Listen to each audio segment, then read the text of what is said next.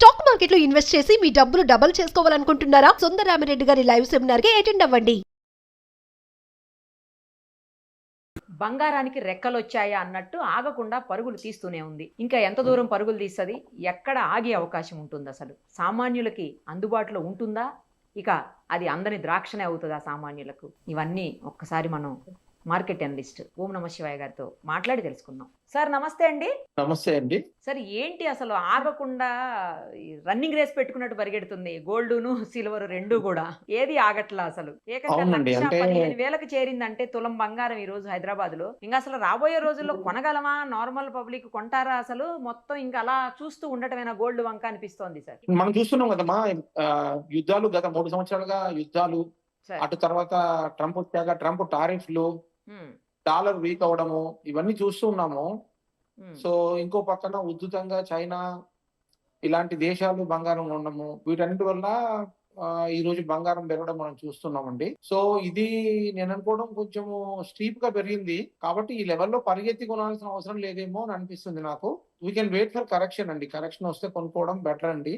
ఈ లెవెల్లో పరిగెత్తి కొని తర్వాత చేతులు కాల్చుకోవడం అవసరం లేదు. సో కరెక్షన్ వచ్చే ఈ అవకాశం ఉందా లెవెల్లో సార్? అయితే ఒకవేళ కరెక్షన్ వస్తే ఎంత వరకు వస్తుండొచ్చు? అంటే ఇప్పుడు ఇండియాతో మనకి అంటే ట్రీటీ మనం సైన్ చేయొచ్చు రానున్న మేబీ 1-2 months లో. ఇలా ఒక్కొక్క కంట్రీ కనుక కొంచెం ఈ ట్రంప్ ఈ టారిఫ్ గొడవలు కనుక కొంచెం తగ్గుముఖం పడితే కొద్దిగా అంటే సైడ్ వేస్ కానీ లేదా కొద్దిగా కానీ కరెక్ట్ గానీ అవ్వచ్చండి. అంటే 1 lakh to 1,05,000 ఒక 10,000 మినిమం కరెక్షన్ కోసం వెయిట్ చేయడం బెటర్ అని చెప్తున్నాను నేను. ఇది ఎవరైతే షార్ట్ టర్మ్ లో నెక్స్ట్ 6 months అవసరం లేదు, కొంచెం లాంగర్ టర్మ్ లో నేను అక్వైర్ చేయాలన్న వాళ్ళు అయితే 90,000 to 95,000 బ్యాండ్ కోసం వెయిట్ చేయడం బెటర్. 90-95కి వచ్చే అవకాశం ఉంటుందంటారా సార్? అసలు అంటే ఎప్పుడు కూడా పెరిగినప్పుడు రాదని అనిపిస్తుంది అమ్మా. సో పెరుగుతుంటే ఇంకా పెరుగుతుంది అనిపిస్తుంది. అదే కదా. సో అంటే బంగారం 100% గతంలో చూసుకున్నా కూడా ఎప్పుడు పెరుగుతూనే పోయింది తప్పించి ఎక్కడ తగ్గలేదు కదా సార్ అసలు. అంటే అల్టిమేట్ గా అవుతాయేమంటే వరస్ట్ పీరియడ్ లో బంగారం అంటే ప్రాబ్లమ్స్ ఎక్కువ ఉన్న పీరియడ్ లో ఇన్ని కాంబినేషన్ లో ప్రాబ్లమ్స్ ఎక్కువ ఉన్నాయి. ఈ పీరియడ్ లో బంగారం ఉధృతంగా పెరిగింది, అది కరెక్ట్. కానీ ఇవి ఇట్లానే కంటిన్యూ అవుతుందా అంటే కంటిన్యూ అవ్వదు. ఓకే. సో కొంతమంది దీవాళికి 1,50,000 వస్తుందని కూడా చెప్పే మహానుభావులు తయారయ్యారు. సో అట్లాంటి అవకాశాలు లేవని చెప్తాను నేను. అక్షయ తృతీయ నాటికి లేకపోతే దివాళీ నాటికి 1,40,000 1,50,000కి చేరిపోతుంది, ఇంకా కష్టం అని అన్నట్టుగా కొంతమంది అంటుంటే వింటున్నాం సార్. అమ్మా చెప్తారమ్మా, జ్యువెలర్స్ చెప్తారు ఆ మాటలు, నా మాయ మాటలు చెప్పేవాళ్ళు జ్యువెలర్స్. వాళ్ళకి ఏంటంటే ఈ రోజు ఎవరు రావట్లేదు షాపులు, రోజు షాపులు ఓపెన్ చేస్తున్నారు, ఖాళీ కూర్చుంటున్నారు. అట్లాంటి వాళ్ళు ఎవరైనా చెప్పొచ్చు, కానీ అట్లాంటి సిమ్టమ్స్ కానీ ఇండికేషన్స్ కానీ నాకేం కనబడట్లేదు. సో 1,05,000 షార్ట్ టర్మ్ రిక్వైర్మెంట్స్, పెళ్లిళ్ళు అవి ఉన్నాయి 6 నెలల్లో అనే వాళ్ళైతే 1,05,000 కోసం ఎదురు చూడండి.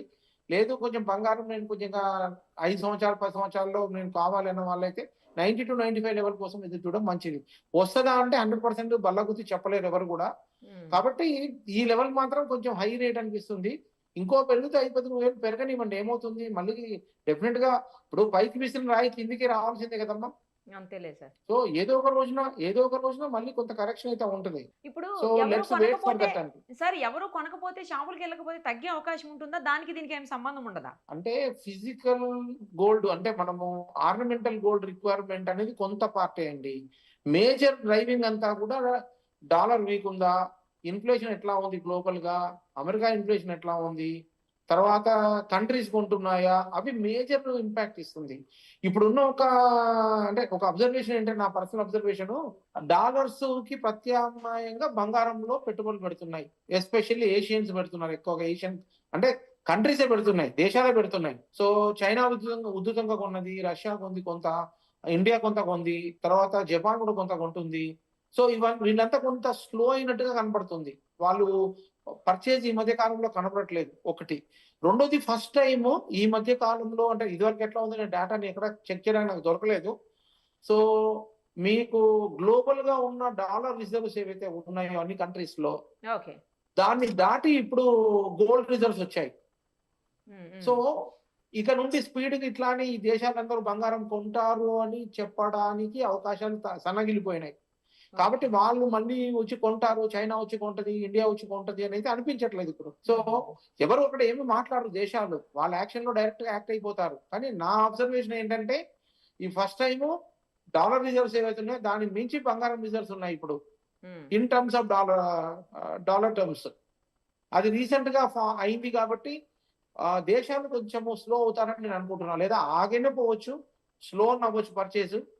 మేజర్ అంటే మనకి పుల్ రావడం, ఇంత పుల్ పెరగడానికి మేజర్ చైనా, ఇండియా, జపాన్, ఈ దేశాలన్నీ వచ్చి అంటే కొనడమే మెయిన్ రీజన్ అని చెప్పొచ్చు. ఒక పక్క యుద్ధాలు ఉన్నాయి కాదనట్లేదు, దాంతో ట్రిగ్గర్ స్టార్ట్ అయింది, దీంతో ఉచితంగా పెరిగింది. కాబట్టి బంగారం అనేది కొంచెం తొందరపడాల్సిన అవసరం లేదేమో నా పర్సనల్ ఒపీనియన్ అమ్మా. లేదు అంటే స్టేజెస్ లో కొనుక్కోమని చెప్తాను నేను.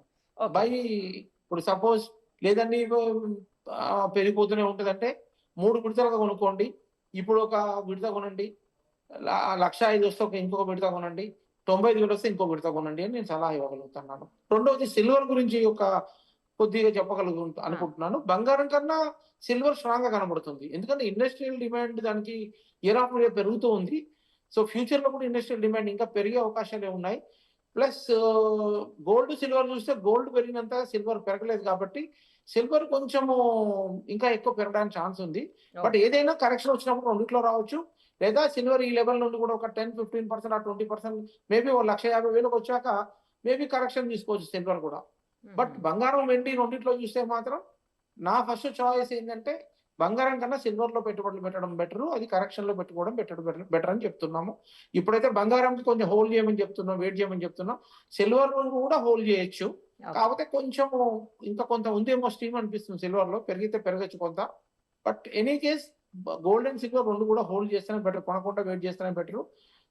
పరిగెత్తి దాని వెంట ఫాలో అప్ పడితే చేతులు కాలుతాయి మనకి, కాబట్టి better to wait. Right sir, మంచి విశ్లేషణ అందించినందుకు థ్యాంక్ యూ సో మచ్.